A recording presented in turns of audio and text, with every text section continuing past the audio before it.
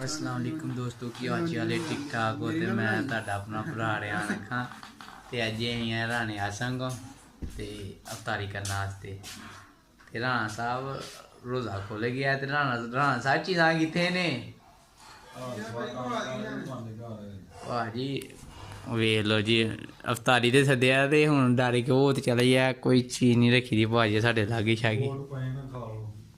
ए भाजी राणा साहब